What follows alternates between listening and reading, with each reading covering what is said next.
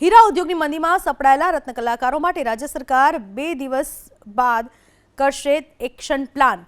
રાજ્યના અલગ અલગ શહેરોમાં ડાયમંડ એસોસિએશનના હોદ્દેદારોએ મુખ્યમંત્રી ભૂપેન્દ્રભાઈ પટેલ સાથે બેઠક કરી। જે બેઠકમાં મુખ્યમંત્રીએ કહ્યું કે અમે રત્ન કલાકારોની મદદ કરવા માટે તત્પર છીએ। આગામી 2 દિવસમાં કોઈ ઠોસ એક્શન પ્લાન બનાવવામાં આવશે। સૌરાષ્ટ્ર, ઉત્તર અને દક્ષિણ ગુજરાત તેમજ અમદાવાદ સહિતના શહેરોમાં ડાયમંડ કટ એન્ડ પોલિશનું મોટા પ્રમાણમાં કામ થાય છે, પરંતુ છેલ્લા 2.5 વર્ષથી ચાલતી મંદીના કારણે રત્ન કલાકારોની આર્થિક સ્થિતિ નબળી પડી છે।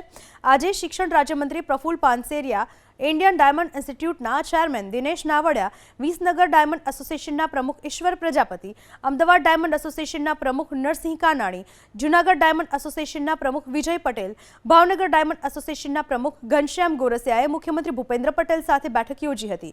जेमां हीरा उद्योगना आगेवानोए रत्न कलाकारोना पगारमां 30 થી 50% घटाडो थवानी, रत्न कलाकारोने घर चलावવું मुश्केल थयानी रजूआत करी।